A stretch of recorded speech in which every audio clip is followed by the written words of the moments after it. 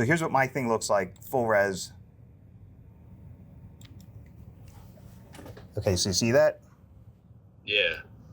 And that's probably this. Yeah, that's the same resolution I had. Okay, really. so here's my settings. I also added an HDRI.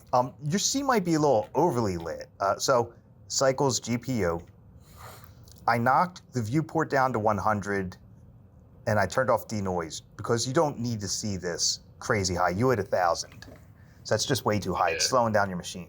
Now, what really matters is the render, because that's what the viewer is going to see. This is viewport's just for working. Make sense? Okay. So the viewport is for you working. The higher your samples are in the viewport, the slower you'll be able to preview and watch your motion. So I could probably even go to like 40 if I wanted there. Just to like really drop it down and then see how much. So the viewport isn't your. That's not your render. The viewport isn't your render. Okay. It's like the resolution quality in After Effects. So you see how I can see the camera motion much better? Yeah. And I got a feel for what's happening. That's because I lowered the viewport. That's only what you're seeing on your end. The render is what the audience is going to see. So I did 150 samples, and I could probably even knock it down to 100 if I wanted. I just wanted to keep that texture on the ceiling. Again, I turned off denoise here, okay? Okay. Now your lights, I went down to light paths. So all of this is in, the back camera, the render settings. So light paths.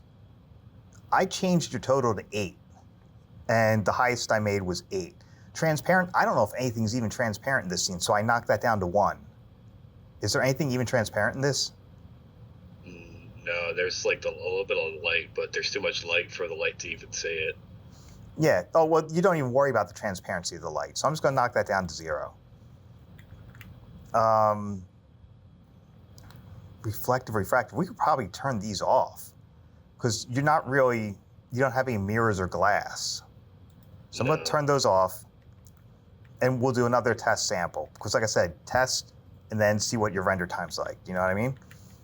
Okay. Yeah. If anything, sample the door, because that might have some gloss on it, I think. Yeah, like right there. Yeah, but gloss isn't reflective like glass. You know what I mean? Oh, okay. And it's kind of got like a roughness, a matte finish to it. So now I open up performance, memory, use tiling, and I change this to 400. 400 works faster on my machine, so that's why I made my tile size 400, okay? Okay. Most importantly, since I turned off the noise, like you gotta turn off the denoising in here because you're doing animation, you'll get flickering. I clicked on my stack of paper, and I enabled denoising data, okay? Okay. So that's what I did there. What does that do? It's going to give you better denoising for animation. Okay. Like it would flicker if I used it. Yeah, if I did not turn this on, it would flicker because of the AI denoising. I'm overriding the AI denoise and doing this way. Okay. What's the difference between that and just putting on the 2 denoisers in the rendering setting? That's what I was saying. So if you turn them on here, denoise, you're going to use the AI denoiser. It's very very fast, but if you're doing animation, it will flicker from frame to frame, and it will look like garbage. You can't use this when you're animating. That's why I turned it off, and then I turned this on my stack of paper under passes and data, denoising data, okay?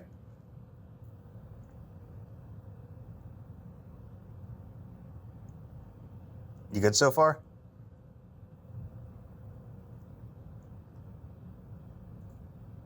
All right, and I'm recording this, so you've got it for reference. Then I went up to compositing, and I clicked on Use Nodes, and you start off with 2 nodes, Render and Composite. And there's just a node strand connecting the 2 nodes. So I did Shift-A, and I added Denoise. And I dragged it onto the yellow strand going across. So it was, I'll show you what that looks like. I'm going to hit the X key to delete that. I'll do Shift-A, denoise. Okay. The node strand was like that. So I drag this on, see how it automatically connected? And I go purple to purple, and then yellow to yellow. You know, so you want to go image to image. Then I did Shift A to add my glare, and I went yellow out for my denoise into the glare. I'm going to cut this strand with Control right click. There we go. Hello? Yes, can you hear me? Sorry, my mic died. No problem.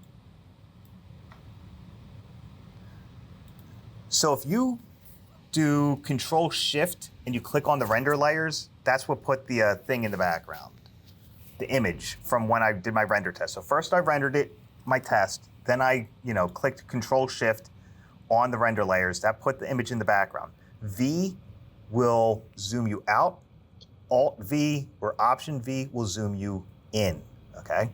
That's how you zoom in and out there. So, that's my node tree, and then I just made sure my final strand went to the viewer and the compositor. And I did a fog glow to give you a little bit more realistic lighting right there. And there's my settings, and that's all I really changed. So I'm gonna zoom out.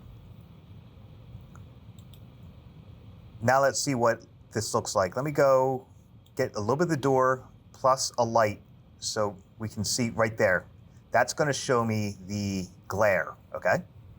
So I'm gonna hit save. And that add-on you just saw was Machine Tools. That's free. All right, so I'm gonna function F12 to render.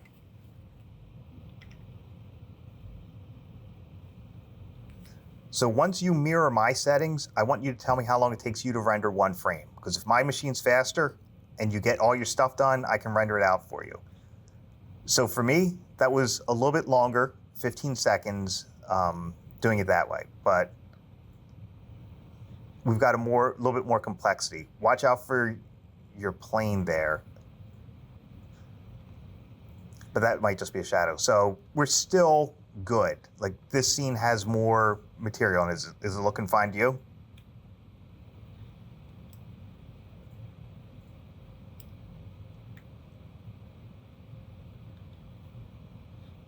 So I'll close this. And I'm going to show you one more thing to consider. Like I was saying, parts of this, it just looks a little too bright for horror, if that's what you're doing. I'm going to go back to the render tab. Hello? Yeah, I can hear you. Yeah, it looks good. I feel like with the VHS effects too, it will make it even more aesthetic. But let me show you one more thing. You cranked up your exposure and your gamma, okay? I'm going to lower the exposure just a little bit.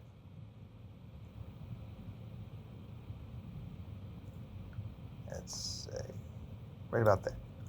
To make it less flat lighting, you know what I mean? Okay. I'll lower the gamma a little bit. And I'll do another render test.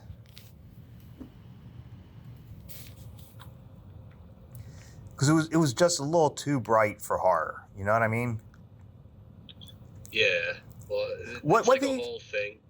Pardon? There's like an actual whole internet culture called the back rooms, and it's just like an endless kind of room that you never are able to leave. Mm-hmm. And like it's supposed to just be like an office kind of building. Mm-hmm. And that's like the whole kind of like purpose. Yeah. But I did kind of make it like too bright. Well, you could always change it in post, like, throwing a color correction on it. But, this is me I lowered it just a touch. Give it a little bit more mood. Yeah, that corner might be a little, affect something too. Yeah. I'm going to try to tweak it in my settings. Let me see something. I'm going to hit my tilde key. Change my view.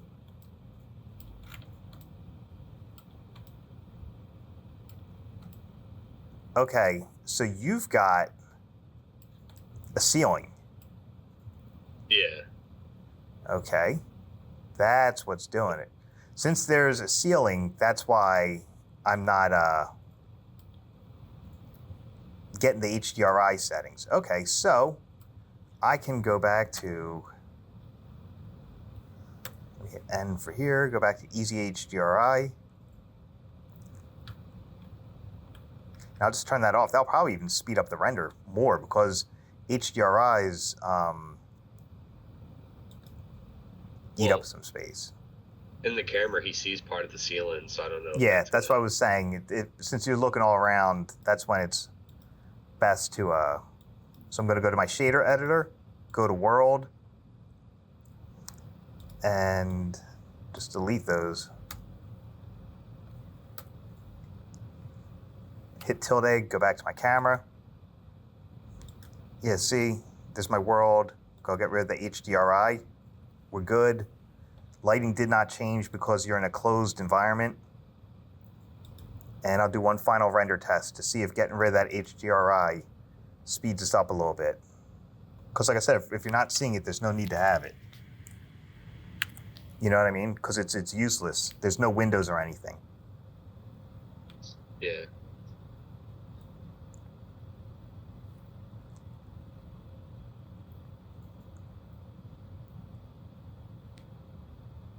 Yeah, that shaved off a second. So that's knocking off 317 seconds of your final render, which is 5 minutes. That's way better. Yeah. So you see how just doing these little tests and these little tweaks, you know, really... Yeah, I mean, I'm going to be honest, I kind of didn't really know half the stuff going into rendering. It's like... Was this helping you? Yeah, it helped a lot. There's like hour-long tutorials on YouTube, and this is way better than that, to be honest. I appreciate that. Well, because I'm trying to simplify it for what your needs are for this thing. Like I could talk to you for 8 hours about rendering and lighting, you know, but I'm like looking at this situation. You don't have windows. You don't have, you know, glass. You don't have anything like that. So that's why I was like, let's, you know, the viewport, that's just for speeding up your computer. Like, see? I can see that motion a lot better. Whereas if I increase my viewport samples, it'll go slower. Motion's more important because you're animating. So I knocked that down. And I'm not denoising it because that's going to slow us down. And you know, my render, that was 150 frames. 150 samples. I could even try something a little lower if I wanted, but then you might lose some of the texture quality. Denoise off on all of those. Light paths. You know, I decreased your light paths because you don't have a ton of like atmospheric light in here. You know what I mean? Like so you don't need high numbers. And there's nothing transparent, so I got rid of that. There's no volume, so that's 0. And then it was just messing around with performance, memory, and then the tile size. Some tile sizes to try, if you've got the time to do test renders, 200, 400, and then I think it's like 2,000. But 400 I think works the best on every machine I've used.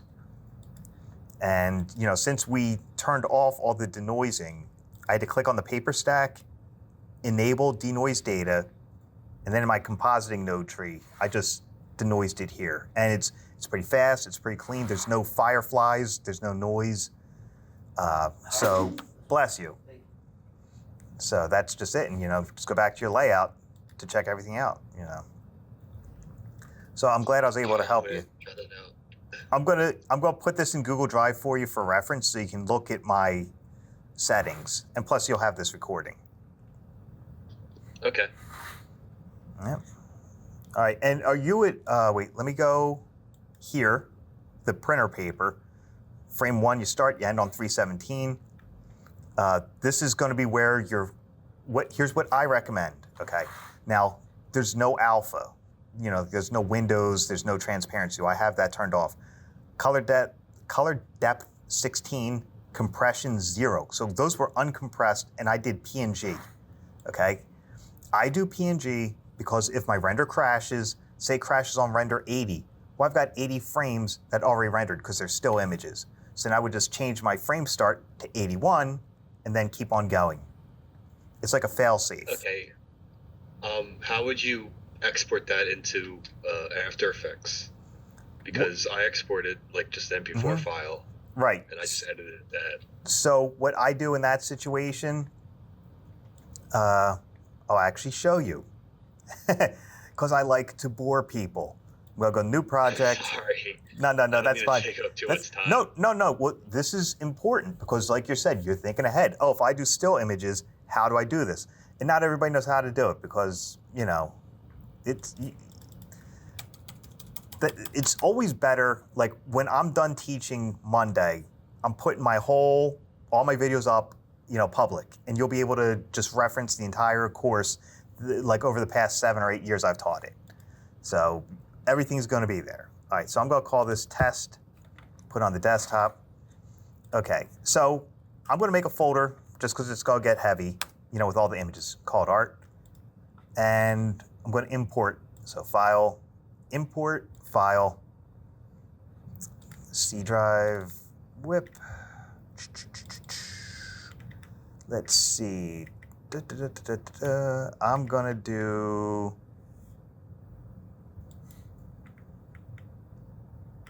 I'll just grab this one, just because it's the first one I see. Final look, 318. Okay, so here's all my still frames. And the beauty of Blender is it renders the number. So I started this midway through because I didn't like the beginning of the animation, but I wanted to have it already moving. So I started on frame 153, and I went all the way to frame, you know, like 400 or whatever, like 435, okay? So here's what I'm going to do. Select the first one, Control A or Command A to select all. You good with that so far?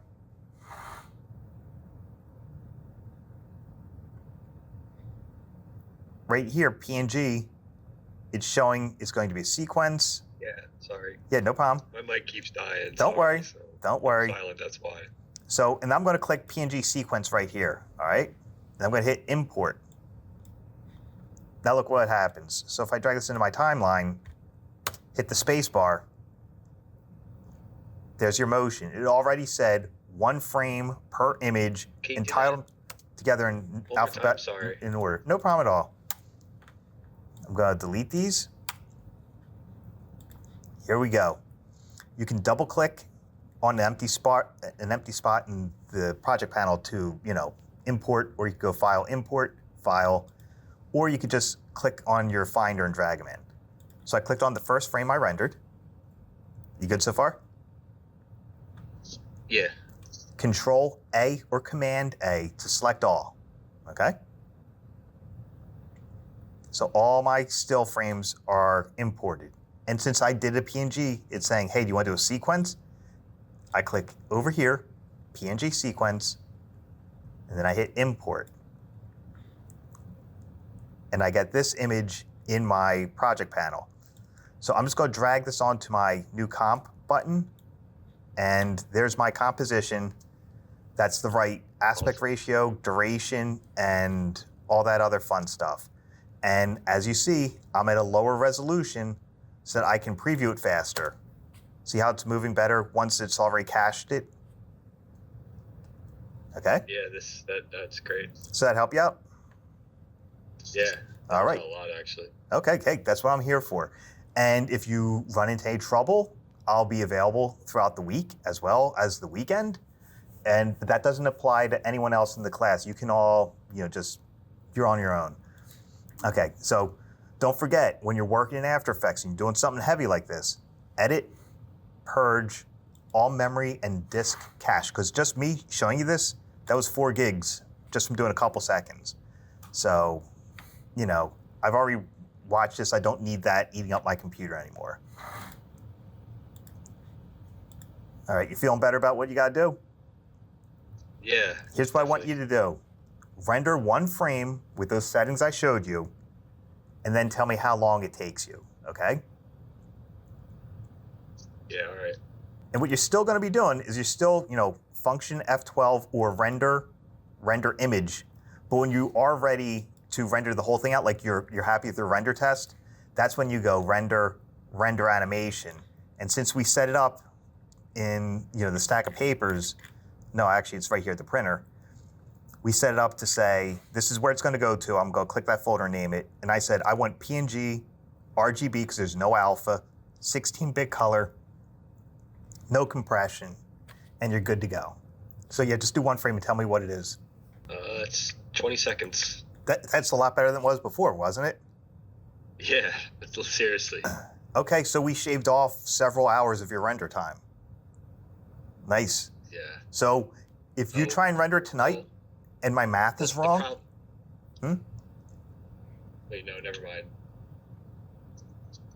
I just rendered multiple frames, sorry. I thought it was getting blurry, but I rendered multiple frames, so it's good.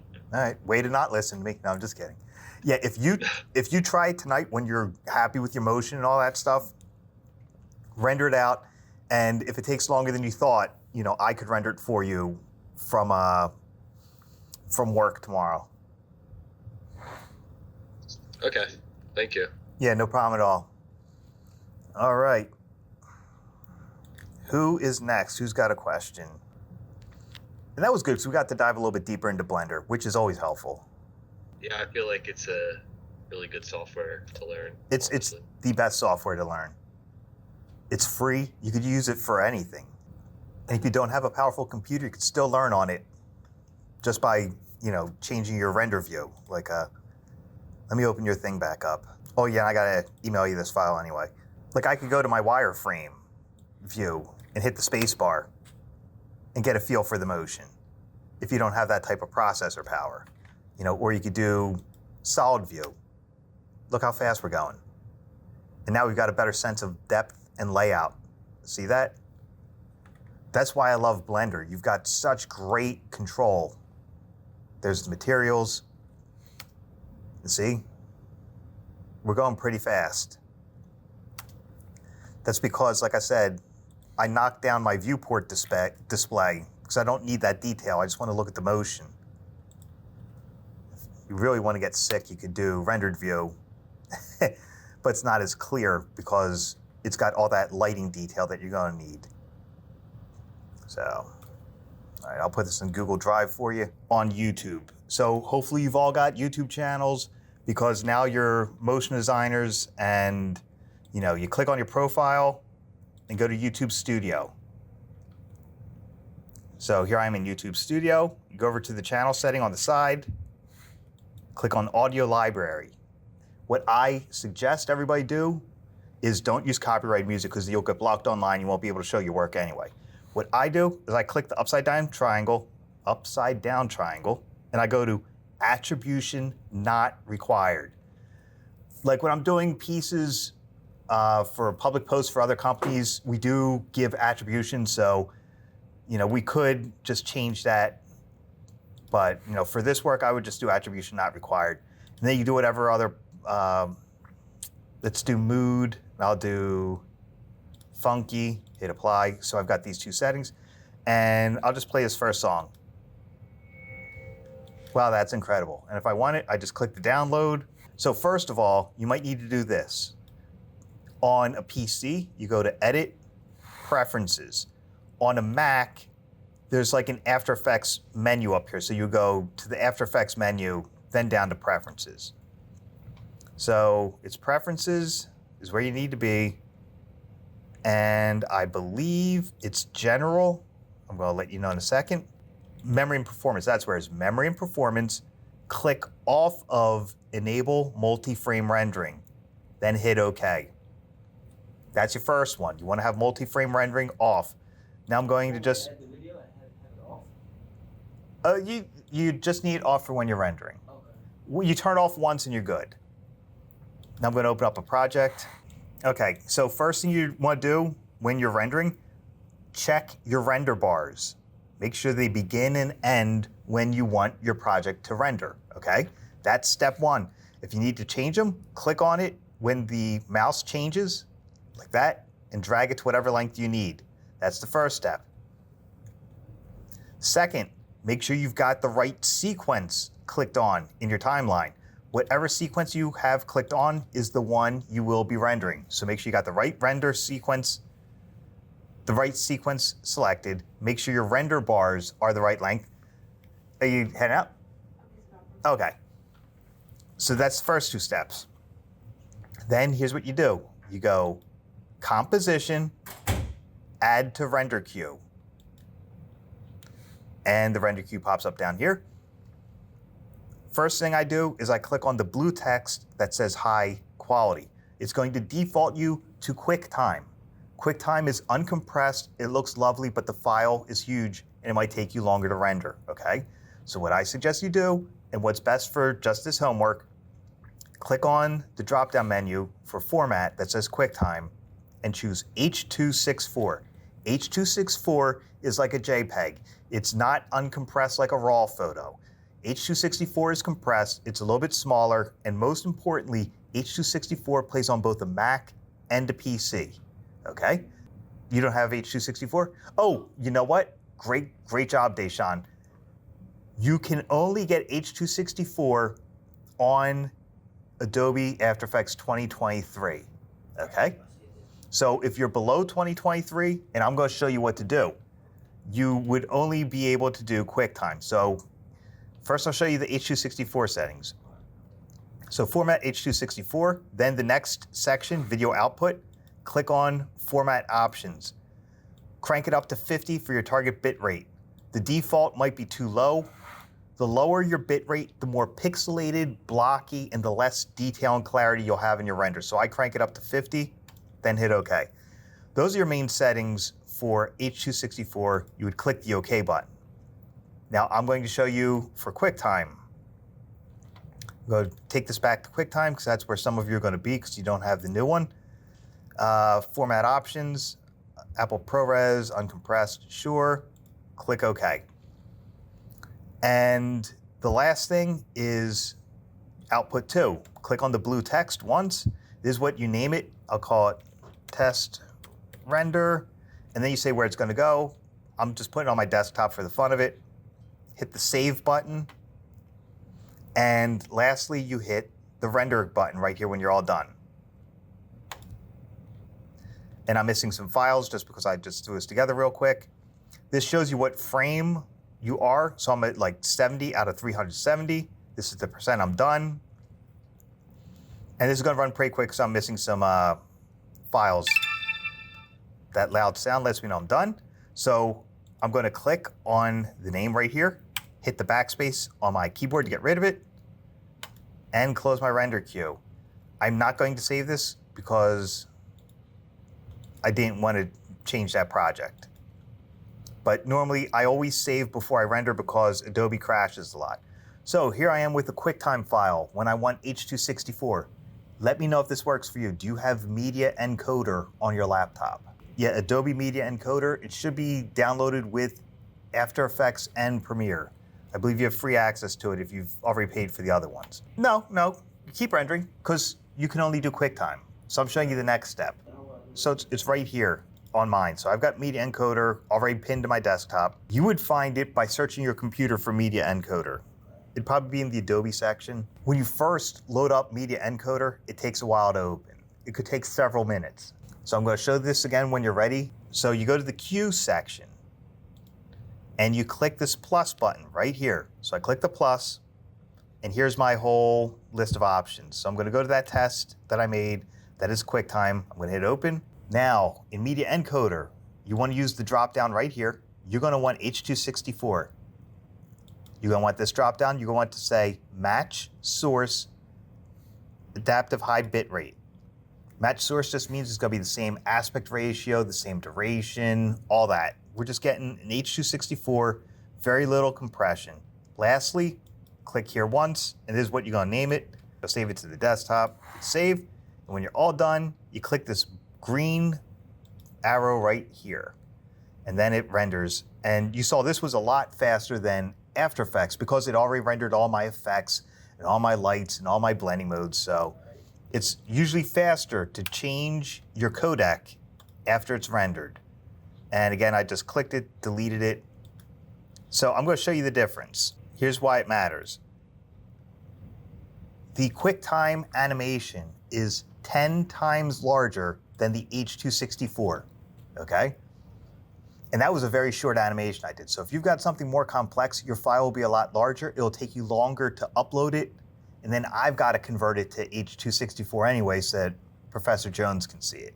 Okay. So I'm going to help you with that when you're ready, but that's walking through again the render settings in After Effects. And I'm glad you called out the differences because Adobe 2023 After Effects is different than all the versions before it.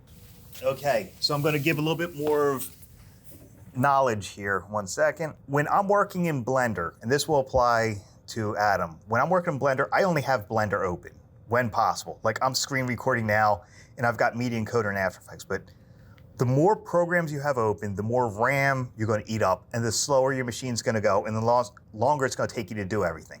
So I usually try and get all my work done one program at a time. Like if I'm doing line art in Illustrator, I'll do all my Illustrator work, quit Illustrator, then bring it into After Effects and render it. So what Deshaun was just saying was, should he open up Media Encoder now? And he's still rendering his After Effects. So I said, don't do it until after you're done rendering, because it's going to slow down your processor and it's going to take you longer to render. So having less programs open frees up the space, your computer will go faster. Also, things that help are being in a colder room. Colder rooms help computers go faster. So these are just a few things you'll learn over the years. Hope that helps. Yeah, the final assignment is due Monday. Everyone will be presenting, and then okay, cool. Yep. So make sure you got lots of things to say, because Deshaun has this giant tome of all the things he's gonna say about your work. So we really got like talk in front of everybody. Yeah. Yeah, you're gonna. For how long? For how long? Okay, actually, so I'm glad you said that. Here's what I ask my students every year. First, I say, what inspired you? Like, you know, like when Bree did her first presentation, she was talking about how she was inspired by the Adult Swim style of animation. So right away, I had reference, I knew what she was talking about, and it just gave me a bigger understanding of where she was going with her project. So first I asked, you know, what influenced you? What things did you look up to come to this conclusion? Then I'll say, you know, what did you run across any trouble? What type of troubleshooting did you have to do? And then I also ask what techniques you used making your animation. So you'd say, oh, I used some squash and stretch and some overshoot and some anticipation. And in addition to that, I did follow through and overlapping action. And I've got alpha mats and masks and blah, blah, blah. You tell the different techniques you use to create your animation. Does that help you? Oh, so like you ask the questions and we just answer it, right? Mm-hmm. Well, you don't want me answering it because I don't know what you did. I can make stuff up. Okay. Thank you. Yeah, because I would be very wordy. I would say, dark was the night, and a howl was heard off on the moors. Yeah. You got to paint a picture, Deshaun. Yeah, and also think about the look and feel you're going for. Like if you're doing a romantic comedy, bright, saturated, colorful, because I know Debbie did a radical tone shift. Her first project is horror, and her second one is like, what'd she say, it was like 1950s, like almost Happy Days inspired. But I'm not even gonna say Happy Days because you're all too young to know the TV show Happy Days. But if you did know the TV show Happy Days, you would know I look exactly like a young Ron Howard. You know what? I'll pull it up and show you. Yeah, young Ron Howard's my spirit animal. But only I am allowed to laugh at myself. The Amazing Bulk is basically considered one of the worst movies ever made. The only reason it's not considered the absolute worst movie ever made is because the people who made it put so little time and effort into it that people don't even consider it a movie. And they said, well, they didn't even try. So that's why people don't say it's the worst movie, because they didn't put forth the effort. So here's the trailer for it, and then I'll show you the world famous chase scene that is the end of the movie. Oh, are you talking about True Detective? Yeah, that. Yeah, so you just go to YouTube and do True Detective intro, and they have at least the first 3 seasons worth in there. You know what? Actually, John, I'm going to go through that workflow for what you were just talking about. Okay. Because I've got some time with Lab. So I'm actually going to be doing a workshop on this. So here's some stuff I shot on a green screen at the studio, and I'm just going to drag it onto the new comp button, and we're good. So the first thing I'm going to want to do is use green screen removal. Now, also bear in mind, if you're doing Luma Mattes, pure white will be 100% solid, and pure black will be 100% invisible. So if I wanted to use this for Luma, I wouldn't be fully visible or invisible because of the tones involved. So you gotta watch out if you're doing that, like with Brie when she was doing the white blood splotches. I'll actually show you. I'm gonna green screen remove this, and that's just Keylight. Just Keylight, throw it on there. And I'm gonna pick a green that's near where my head is, like I'm gonna pick right there. And you're gonna see it's all gunky and ugly. That's because it wasn't perfectly lit. So I'm gonna go from final result. So like I said, I just used the eyedropper right here and clicked on the green. I'm gonna go from final result to screen matte. I'm gonna want me to be pure white. And you can see that I've got some noise. That's what the gunk is. I'm gonna want the background to be pure black. And I'm gonna use this as an alpha matte. So I'm gonna get myself pure white. To do that, I'm in my screen matte settings. I'm going to change my clip white and my clip black. Also, I'm going to need to be at full resolution so I can see better. Once I'm at pure white, I'm going to stop. That's good. I'm at pure white right there for myself. Now I'm going to get the background to pure black. And here's a little tip. When we shot this, it was just a shot of me looking up, and we shot it in slow motion. It's like 120 frames per second. So I can mask out these sides that have so much noise. And remember, to make a mask, click on the clip, and you could use any of the shape tools or the pen tool. So I'm going to draw here and get as close to me without cutting myself off. And a reminder, add whatever is inside the shape will be seen, and subtract whatever is inside the shape will be invisible. So I'm going to draw one more on this side, and I'm going to change it to subtract. So now if I go to my source, you can see what the masks are doing. So I'm going to hop back to my screen matte, and I'm going to focus on getting the parts around me pure black. I don't have to worry about these edges because I masked them out. So I'm going to increase this, and you got to watch right here. There's a little bit right there by my shoulders. That's good. That's pure white and pure black. And I'm going to go to, yeah, I was on source for when that happened. And we're good there. So I go from screen matte to final result.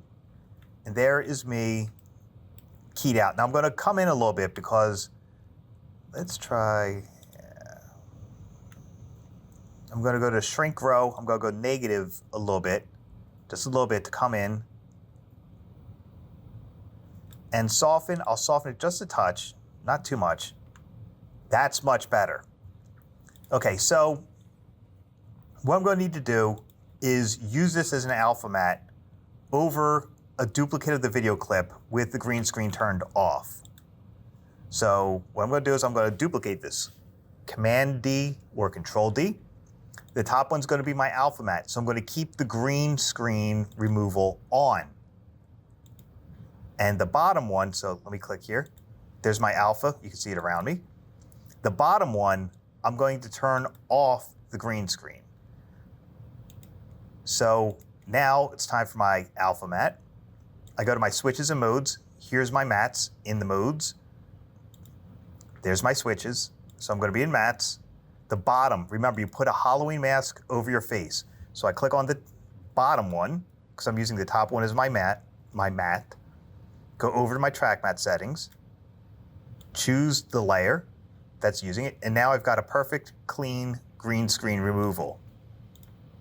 So I'm going to hit save, and what I'm going to do in addition to this is I'm going to pre-compose these two together because remember, we're going to be using these as alpha mattes and Luma Mattes, and the golden rule of alpha mattes and Luma Mattes is it's one layer revealing one layer.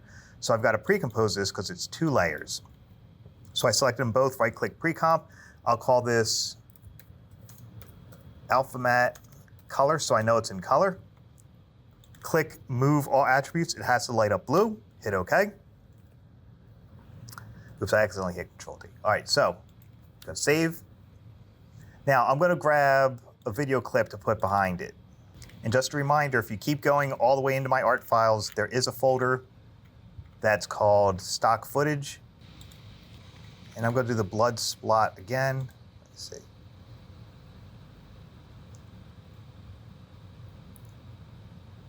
Yeah, I'll do this one just for reference. I'm gonna hit download.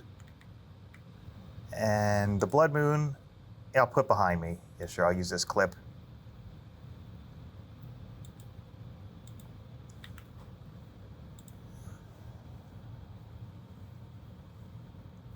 And I'll get this one too.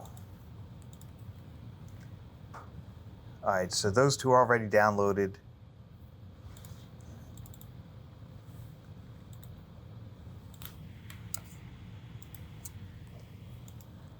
All right, now we're gonna start having fun with this. So I'm gonna click off the audio track. Have a great night and a good weekend. I'm gonna use the blood moon inside the clip of myself. So when you're doing this type of stuff, you always want to, make sure you've got stuff filled in properly and it's working the way you want it. You might need to scale things up and reposition them. Have a great weekend.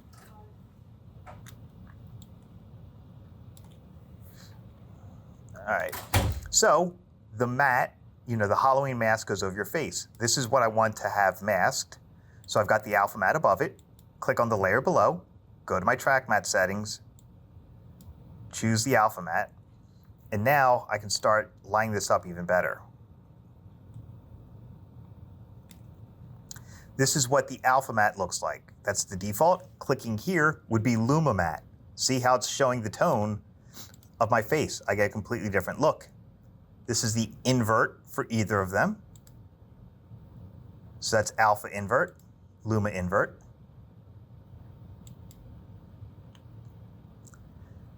And I could just keep scaling and repositioning things once I've got the look that I want. Luma Mattes usually give you a more cinematic look just because of all the tonal difference to it. And you can put solids or textures behind it. For this, I'm going to do the blood splatter behind me. Go scale this up. And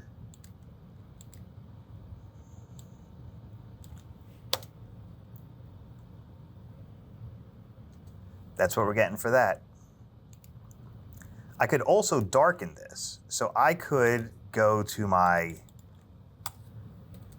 extract, get rid of the lighter value, and then soften it a bit, or even better, instead of doing that, let's try a blending mode.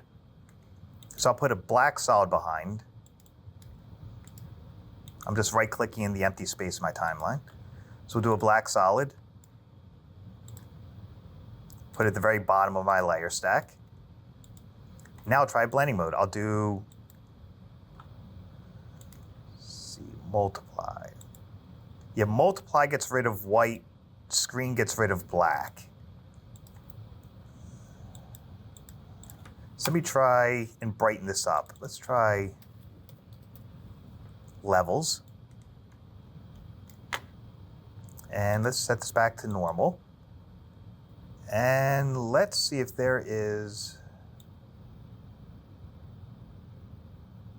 so we're brightening it up. Now it's far brighter. And I'm darkening this up to give it more punch. There we go. Now let's try that blending mode.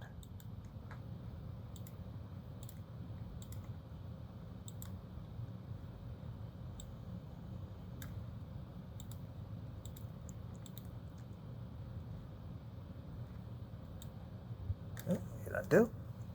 Actually, we could do something more interesting than that. Let's put this above.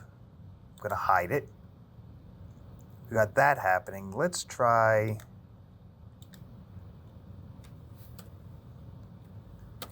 using this to reveal the image below. Normal. Okay. So here's what we got. That. I'm going to pre-compose these layers. So I just select those two, right click. I'll call this Luma Matte. Move all attributes so I know what it is. And this will be above it. And we'll do a matte for it. And let's try Luma Matte. Then Luma Invert. See, now we're getting that blood splat type look, and I can just reposition this however I want to fill up the parts of my scene that I want. So what would this look like if it were a different color? Because the dark is too bright, too dark.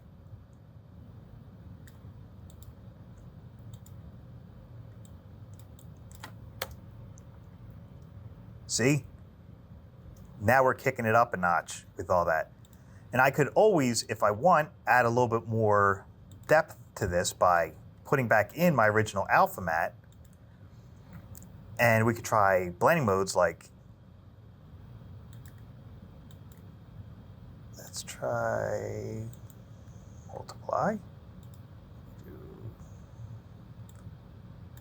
darker color. No, we'll do multiply. And that's what we're seeing there.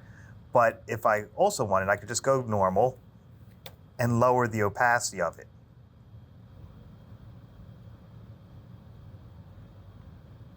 But then it's messing up that nice reveal we had.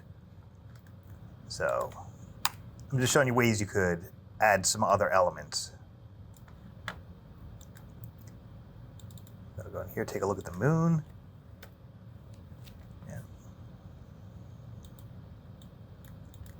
Let's try this, inverting that. See, now we're seeing this much more bold.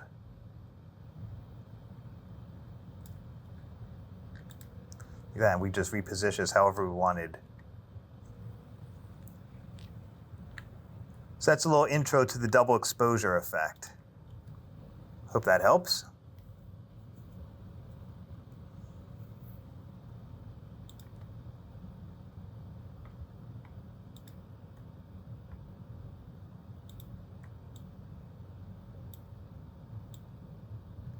And just always keep in mind what you're going to be revealing and how it all fits in the composition. So what I can do is I could make this solid. Let me see.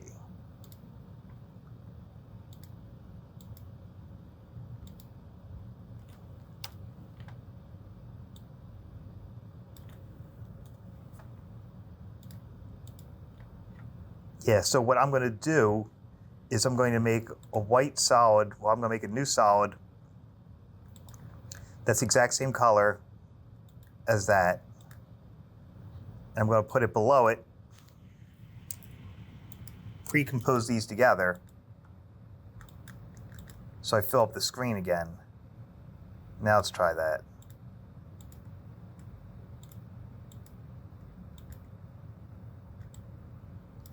Wait a second. No, that's not because of. I'm going to undo that. Because that messed up my. So let's go get rid of that solid. And then.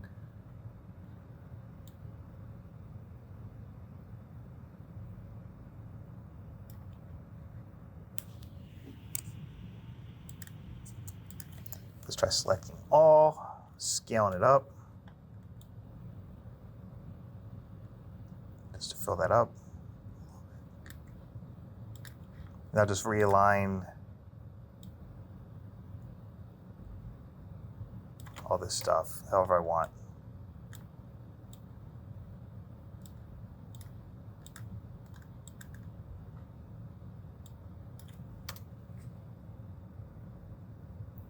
Just like that.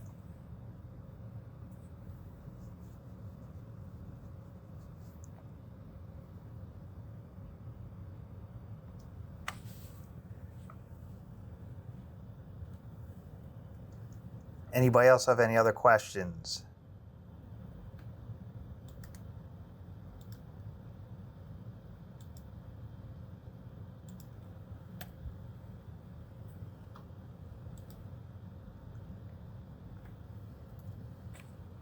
All right, well, if no one has any other questions, we could end the lab tonight.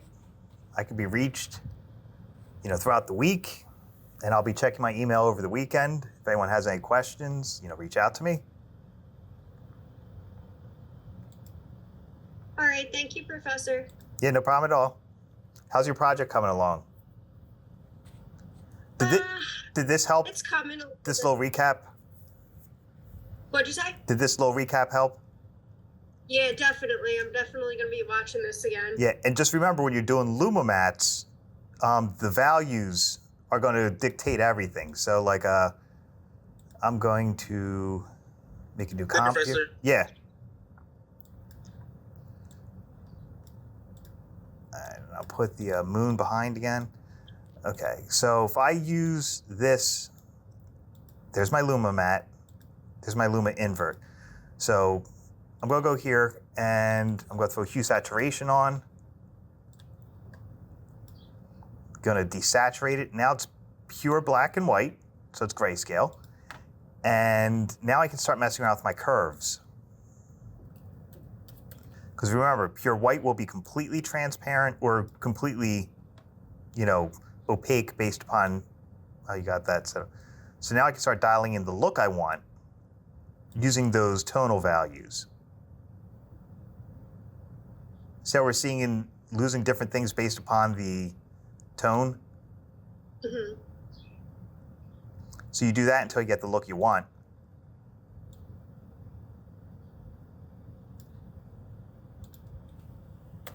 Okay. Yeah, that's just a matter of lining stuff up and putting it where you want. Would it be okay if, like, on Saturday I send it to you just so you can look at it and see how I'm doing before I send it in on Monday? Yeah, I could look at it Saturday, but I'm not going to be around Mother's Day. Okay, no problem. Yeah. So let's see. I just would like Yep. some feedback before. Mm-hmm. Yeah, but you can get some pretty interesting results with this technique, Mm-hmm. And let's try something. I'm going to throw one more alpha matte. I'm going to duplicate this one, like just put that there, and pre-compose my Luma matte. So I'm going to pre-compose this. I'll call this Luma Matte Precomp because it's now one layer. And check this out. I can use the alpha matte above as an alpha matte for my Luma matte. And I'll show you what that means. So now if I go layer, new, solid, and let's say I pick like a soft pink. See? I've got the top layer acting as an alpha matte, having all that transparency around, and the bottom is my Luma matte. Mm-hmm. So that's another option. I've still got the Luma matte effect, but then I used this alpha matte to hold the shape so it doesn't go beyond it. Because if I didn't do that, I'll get a different result. 1 second, wait. Oh, you know what? No, I won't, because the reason for that, let me delete that. We've got alpha on this whether we want it or not, because I removed the green screen. So we've got alpha plus Luma all in one. Make sense? Yes. Yeah, so, I can just dial this in to get any type of look that I want. Let me test something out. So if I've got alpha matte color, we're here, and then we're here. So here's my Luma matte pre-comp. I'm going to Control D duplicate. The more I duplicate it, the denser it gets because of that opacity. See that? Another thing to keep in mind. That looks cool. Thank you. I learned these tricks when I was working on Happy Days. And that's a good callback. Yeah, so think about the images you have inside and how they line up. Like this is sort of lining up with the shape of my hood. That's why some of that helps anchor it, So think about what you're putting inside and how you want it all to line up. Okay. Yeah. And if it's a little too dark, you can always delete one or however many you want to get the look you want. Okay. All right, cool. Thank you so much. Yeah, no problem at all. And like I said, I'll check my email every day. I'm going to check it at 9 a.m. and I'll check it at 3:30 p.m. Okay, perfect. Yep. All right. Have a good weekend. You as well. Best of luck with your final project. Thank you so much. Yep. All right. Bye.